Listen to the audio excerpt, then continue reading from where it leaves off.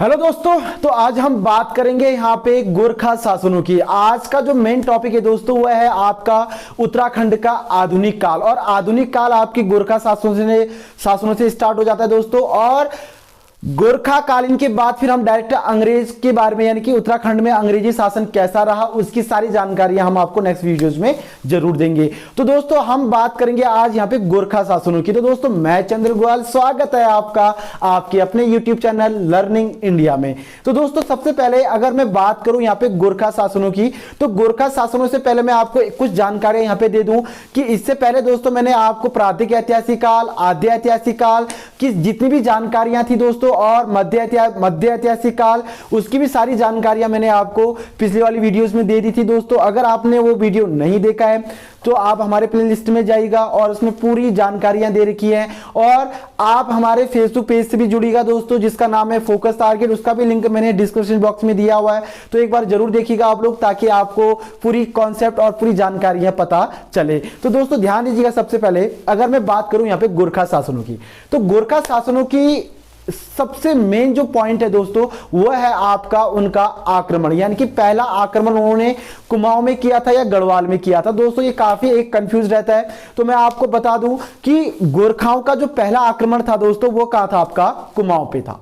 ये काफी पूछा गया क्वेश्चन है कि कुमाऊं पर पहली बार गोरखाओं ने कब आक्रमण किया। तो कुमाऊं पर पहली बार नेपाल जो नरेश थे दोस्तों, नेपाली नरेश जिनका नाम था अमर सिंह थापा, और अमर सिंह थापा ने कुमाऊं पर क्या कर दिया था दोस्तों, आक्रमण कर दिया था। जैसे उन्होंने 1790 पे भारत पर कुमाऊं पर आक्रमण किया, उसके ठीक एक साल के बाद उन्होंने गढ़वाल पर भी क्या कर दिया दोस्तों, आक्रमण कर दिया। ध्यान दीजिएगा, 1790 पर कुमाऊं पर आक्रमण और 1791 पे कहां आक्रमण कर दिया, उन्होंने गढ़वाल पर आक्रमण कर दिया दोस्तों। लेकिन जैसे उन्होंने गढ़वाल पर आक्रमण किया तो वह पूरी रूप से पराजित हो गए थे और वहां के जो राजा थे प्रद्युम्न शाह दोस्तों, उनके साथ उन्होंने एक संधि की कि अब हम दोबारा कभी भी गढ़वाल पर क्या नहीं करेंगे दोस्तों, आक्रमण नहीं करेंगे। लेकिन उसके ठीक विपरीत 1803 पे गढ़वाल पर एक भूकंप दोस्तों, या आप कह सकते हो कि आपदा के कारण वो पूरी रूप से प्रभावित हो गया और वहां के जो राजा थे प्रद्युम्न शाह वह अपने राज्य को संभालने में क्या रहेंगे दोस्तों, बिजी रहेंगे। और इसका ठीक फायदा किसने उठाया, आपके गोरखा शासनों यानी कि अमर सिंह थापा ने। और अमर सिंह थापा ने उसकी पूरी एक योजना बनाई और योजना बनाने के साथ उन्होंने 1803 में फिर दोबारा गोरखाओं पर क्या कर दिया दोस्तों, आक्रमण कर दिया। अब देखिएगा दोस्तों होता क्या है, जब वह गढ़वाल पर आक्रमण करते हैं 1803 पे, तो प्रद्युम्न शाह के जो भाई होते हैं जिनका नाम होता है पराक्रम शाह, यह अपनी सारी व्यवस्था बनाकर दोस्तों ये कहां चले जाते हैं, भागते हुए देहरादून चले जाते हैं दोस्तों। ये काफी एक इंपॉर्टेंट क्वेश्चन है आप लोगों के लिए। वह अपनी सारी पोटली पकड़ के कह सकते हो या वो अपनी जान बचाने के लिए कहां भाग जाते हैं, वो देहरादून चले जाते हैं दोस्तों। ये काफी पूछा गया क्वेश्चन है। और देहरादून पे जब वो जाते हैं दोस्तों तो उनका जो सामना होता है गोरखा के जो राजा यानी कि नरेश दोस्तों, जिनका नाम होता है अमर सिंह थापा, और वह भी देहरादून जाके उनके साथ दोस्तों आक्रमण करते हैं। तो फाइनली ध्यान दीजिएगा 1804 में उनका एक युद्ध होता है जिनका नाम था दोस्तों खुलबुड़ा का युद्ध। ये काफी पूछा गया क्वेश्चन है। आप लोगों से एक बात फिर मैं बता दूं, जो खुलबुड़ा का जो युद्ध हुआ था दोस्तों यह देहरादून पे हुआ था और देहरादून में खुलबुड़ा नामक एक मैदान हुआ था दोस्तों। और वहां पे जो वहां के राजा थे दोस्तों और उन राजाओं के साथ गोरखाओं का क्या हो गया, आक्रमण हो गया यानी कि युद्ध हो गया। युद्ध हुआ दोस्तों तो उसमें जो गढ़वाल के जो राजा थे जिनका नाम प्रद्युम्न शाह था दोस्तों, उनकी क्या हो गई दोस्तों, डेथ हो गई यानी कि वह वीर गति को प्राप्त हो गई। जैसे वो वीर गति को प्राप्त हुए दोस्तों, ध्यान दीजिएगा ये भी काफी इंपॉर्टेंट है कि प्रद्युम्न शाह की मृत्यु कब हुई, तो वो 1804 में हुई। और कहां हुई, तो दोस्तों ये खुलबुड़ा के युद्ध में हुई। और खुलबुड़ा नामक स्थान कहां है, तो यह है दोस्तों आपके देहरादून में। तो जैसे ही वहां युद्ध हुआ दोस्तों 1804 में, तो उसके बाद गोरखाओं का पूरा एक अधिकार अपने हाथ में आ चुका था और उन्होंने कुमाऊं और गढ़वाल को अपने पूरे अधीन के अंतर्गत क्या कर लिया था दोस्तों, कर लिया था, मतलब उनको अपने अधीन कर लिया था। अब जैसे उन्होंने अधीन किया दोस्तों, तो गढ़वाल पर क्वेश्चन ये आता है कि पूर्ण रूप से गोरखाओं ने गढ़वाल पर कब अधिकार किया, तो दोस्तों वह किया था आपका कब, 1804 में। और पूर्ण रूप से कुमाऊं पर कब अधिकार किया, तो दोस्तों वह किया इन्होंने 1790 पे। तो 2 से 3 पॉइंट आप लोगों के लिए काफी इंपॉर्टेंट है जो आप लोगों से पूछा जाता है। और क्वेश्चन कभी यह भी आता है कि गोरखा शासनों ने, ध्यान दीजिएगा, गोरखा शासनों ने पूर्ण रूप से गढ़वाल और कुमाऊं पर कितने वर्ष शासन किए। अगर मैं बताऊं यहां पे तो कुमाऊं पर उन्होंने 10 साल लगभग शासन किया दोस्तों। ये शासन तो उन्होंने पूरे 25 साल किए दोस्तों, लेकिन अगर मैं खाली कुमाऊं की बात करूं तो 10 साल, और कुमाऊं और गढ़वाल की कहूं तो दोस्तों उन्होंने पूरे 25 साल उत्तराखंड में क्या किया था, शासन किया था। तो ये काफी एक इंपॉर्टेंट पॉइंट है आप लोगों के लिए, और ये पूछा भी जाता है। और मैं आपको ये भी बता रहा हूं दोस्तों कि इनके जो काफी जो कार्य थे, किस टाइप से इनकी कार्य थी दोस्तों, क्रूरतापूर्ण। जैसे कि आपने सुना होगा कि गोरखा शासनों का उत्तराखंड में जो शासन रहा है वो काफी क्रूरतापूर्ण रहा हुआ है। इसका रीजन क्या है, ये रीजन क्या कहां पे आई हुई है, और ये इसका काम क्या था, ये इसका रीजन मैं आपको यहां पे क्लियर कराऊंगा। और ध्यान दीजिएगा दोस्तों, इनका जो टैक्स था हमारे यूकेएसएससी द्वारा, यानी कि उत्तराखंड अधीनस्थ सेवा चयन आयोग द्वारा जो एग्जामों में पूछा जाता है दोस्तों क्वेश्चन, वो ज्यादातर गोरखाओं के टैक्स के लिए पूछा जाता है। और उन टैक्सों को मैं यहां पे बोर्ड के माध्यम से समझाऊंगा ताकि आपको सारी चीजें क्या हो दोस्तों, क्लियर हो। अब बात करते हैं यहां पे इनके शासन व्यवस्था की। इनकी शासन व्यवस्था कैसी थी दोस्तों। शासन व्यवस्था मैंने आपको इससे पहले बताया कि इनकी जो शासन व्यवस्था थी वो काफी क्रूरतापूर्ण थी। अब ये क्रूरतापूर्ण क्या थी दोस्तों, इन्होंने क्या कर दिया दोस्तों, अपनी मर्जी से, ध्यान दीजिएगा, अपनी ही मर्जी से जैसा इनको सही लगा दोस्तों वैसे शासन व्यवस्था करा दी। जैसे चंद्रवंश की बात करूं मैं यहां पे, या गढ़वाल में पवार वंश थे दोस्तों, इनके अपनी शासन व्यवस्था में क्या होता था कि यह पद के अनुसार शासन, मतलब जो क्वालिटी के अनुसार कह सकते हो कि उनके पास जैसी गुणवत्ता होती है दोस्तों, उसी की योग्यता के अनुसार उनको पद दिया जाता था। चंद्रवंश की बात करूं मैं, या आईटीसी पवार वंश की बात करूं, या कलिंग, मतलब जितने भी यहां पे वंश रहे दोस्तों, उनका एक सबसे बड़ा काम क्या था कि वह योग्यता के अनुसार उस पद में रखते थे जो जिसकी जैसी योग्यता होगी। और इसका ठीक विपरीत किसने किया दोस्तों, तो ये किया आपके गोरखा शासनों ने। अब गोरखा शासनों ने किया क्या ऐसा, ध्यान दीजिएगा, गोरखा शासनों ने किया क्या ऐसा, तो गोरखा शासनों ने सबसे महत्वपूर्ण काम क्या किया कि जैसी उनकी मर्जी आती थी वो वैसे ही काम करते थे। मतलब अपने सारी, जैसे दीवान एक पद हुआ करता था, फौजदारी एक पद हुआ करता था, बहुत सारे पद हुआ करते थे, और उन पद को हटाकर यानी कि उनको निरस्त कर कर अपने अनुसार वो क्या कर देते थे, पद में रख देते थे। और उसमें सारे गोरखाओं के ही जो व्यक्ति होते थे, यानी कि गोरखाओं के जो शासन होते थे, उन्हीं को उन पद पर क्या करते थे दोस्तों, रख देते थे। और ये क्या करते थे, जैसे इन्होंने कर लिया, टैक्स लिया काफी लोगों से, इन्होंने जब टैक्स एकत्रित करना स्टार्ट किया, जो व्यक्ति टैक्स नहीं दे सकता है, यानी कि जो उनको कर दे नहीं सकता है, तो वो लोग क्या करते थे, उनको अपने वहां दास व्यवस्था करते थे, यानी कि उनको अपने यहां लाकर उनसे काम करवाना कर लेते थे। और जो बिल्कुल पूरी रूप से अगर वो टैक्स नहीं दे पाता, यानी कि कर उनकी क्या कहते हैं, कार्य नहीं कर पाते हैं, तो उनको क्या कर दिया था दोस्तों, बेच दिया करते थे। ये काफी इंपॉर्टेंट है कि वो अपने कार्य के लिए, यानी कि अपने समक्ष के लिए वो उनको क्या कर देते थे, वहां से बेच, मतलब खरीद फिरौत करते थे। अब देखिएगा दोस्तों, इसका पॉइंट क्या है, जब यहां पर यानी कि जब गोरखा शासन चलता था तो उस समय यहां पे घोड़े का जो मूल्य हुआ करता था वो था दोस्तों आपका कम से कम 300 से 350 रुपए के बीच में। और बात करूं मैं यहां पे एक व्यक्ति की, तो उस समय उस व्यक्ति की जो कीमत हुआ करती थी वो हुआ करती थी दोस्तों 10 रुपए से 50 रुपए के बीच में। कितना अंतर था दोस्तों, ये आप लोग खुद क्लियर कर सकते हैं कि गोरखा शासनों का जो शासन रहा था वो किस टाइप से क्रूरतापूर्ण रहा दोस्तों। और यही पॉइंट से यहां पे मतलब पूरी रूप से क्या हो गया दोस्तों, एक शासन व्यवस्था जो इनकी रही वो काफी क्रूरतापूर्ण रही। अब हम बात करेंगे इनकी यहां पे टैक्सों की, कि इन्होंने क्या क्या टैक्स कहां पे कौन कौन से टैक्स लगाए, और ये टैक्स मैं आपको बोर्ड के माध्यम से समझाऊंगा ताकि आपको कहीं भी दिक्कतें ना हो। और दोस्तों मैं आपसे ये कह रहा हूं कि अगर आप मेरे वीडियो देख रहे हैं तो दोस्तों उसको नोट्स कीजिएगा ताकि आपके एग्जामों के लिए काफी हेल्पफुल रहे। तो देखिएगा दोस्तों, बोर्ड में आ चुका है हमारा क्वेश्चन, और क्वेश्चन के अकॉर्डिंग यानी कि जो टाइप मैंने आपको बताए कि गोरखाओं के द्वारा यानी कि जो टैक्स लगाए गए थे और जो विभिन्न जो महत्वपूर्ण जो कर थे दोस्तों वो किस टाइप से लगाते थे उसकी भी मैं जानकारी यहां पे क्लियर करवाऊंगा। ध्यान दीजिएगा दोस्तों, यानी कि गोरखा शासनों की जो कर व्यवस्था थी वो किस टाइप से थी वो क्लियर कराएंगे। पहला कर था दोस्तों आपका पुंगाड़ी कर। यह बहुत बार पूछा गया क्वेश्चन है कि पुंगाड़ी कर गोरखा शासनों द्वारा किस व्यवस्था पर लगाई जाती थी। तो दोस्तों ध्यान दीजिएगा, जो पुंगाड़ी कर था ये था, इसको कहा जाता था दोस्तों भूमि कर।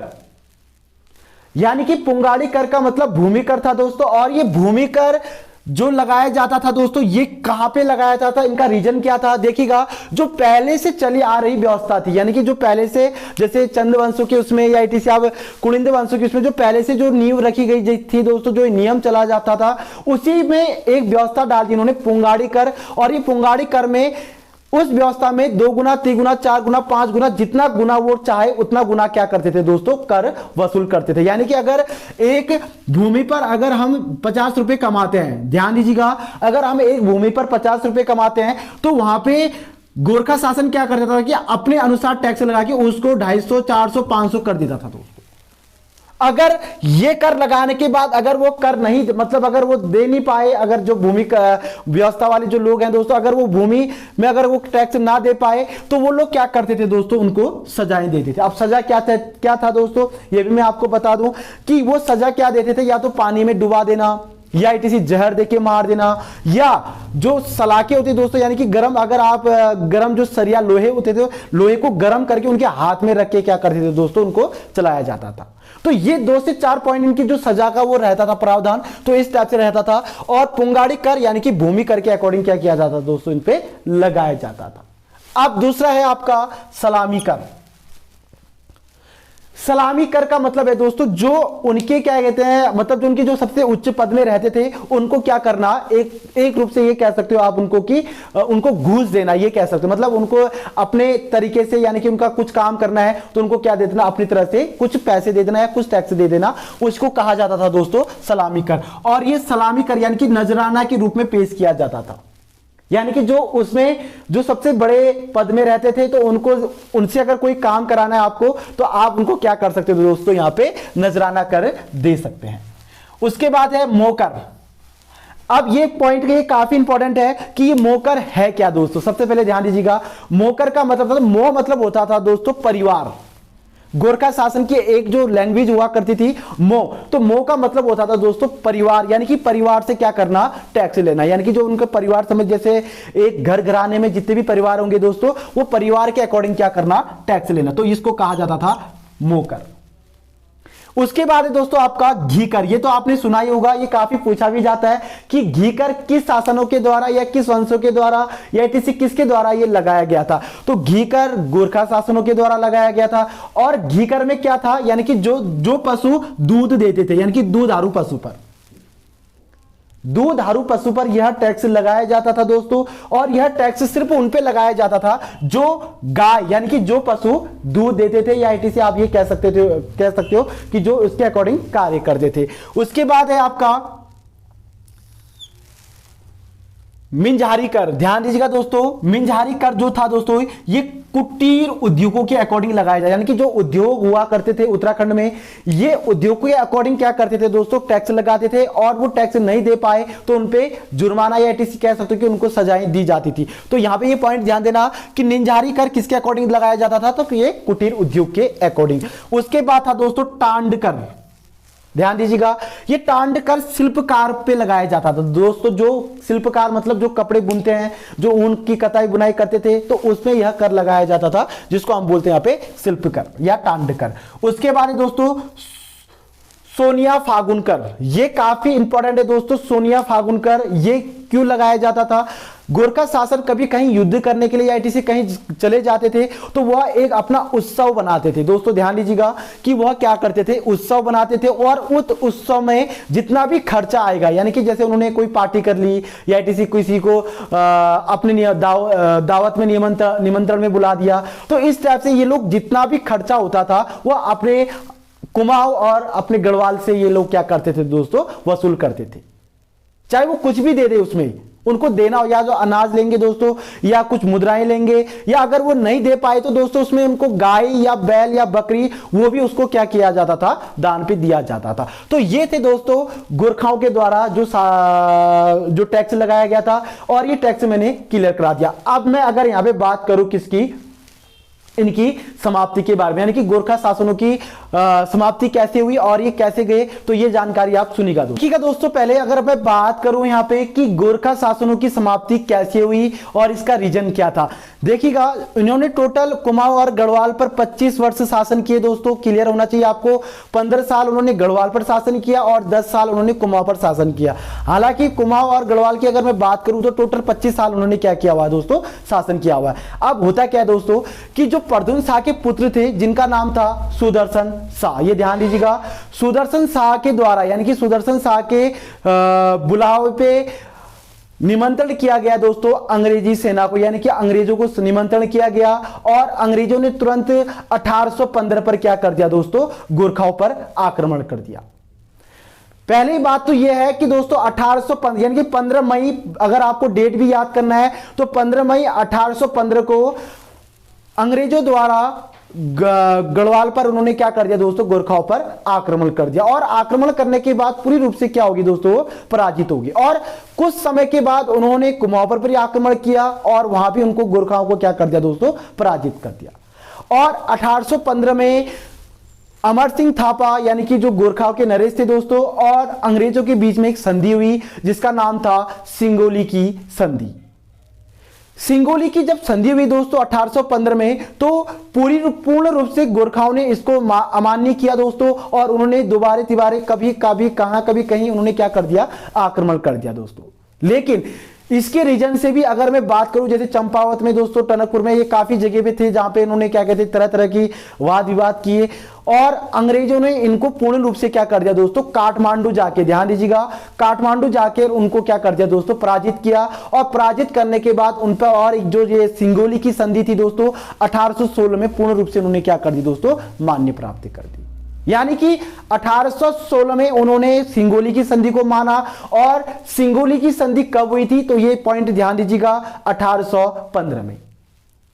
तो 1815 में जब ये चीजें हुई दोस्तों और 1816 में जब सिंगोली की संधि हुई और सिंगोली की संधि जब पूर्ण रूप से पूर्ण हुई तो उसमें 2 से 3 शर्त गोरखाओं के द्वारा अंग्रेजों के समीप रखा गया, जो अंग्रेजों ने इनको क्या किया दोस्तों, माना। अब देखिएगा क्या था, पहला उनका शर्त था कि गोरखाओं की एक बटालियन कहां रहे दोस्तों, आपके भारत में रहे। और ये अभी भी हमारे गोरखा है, अभी भी गोरखा बटालियन अभी भी भारत में काम करती है दोस्तों, यानी कि हमारी आर्मी सेना के अंतर्गत काम करती है। और सबसे बड़ी बात यह है दोस्तों कि गोरखाओं ने जब भी भारत में कोई भी युद्ध का सामना करना हो या किसी कोई भी सामना किया हो, तब गोरखाओं ने अपने एक वीर का बहुत बड़ा दोस्तों एक उन्होंने नाम दिया हुआ है और उनका शासन, मतलब उनका जो काम था दोस्तों आर्मी के अंदर, वो काफी एक सम्मानजनक था दोस्तों और काफी उन्होंने एक अच्छा कार्य भी किया और ये काफी एक अच्छी बात है दोस्तों, ठीक है।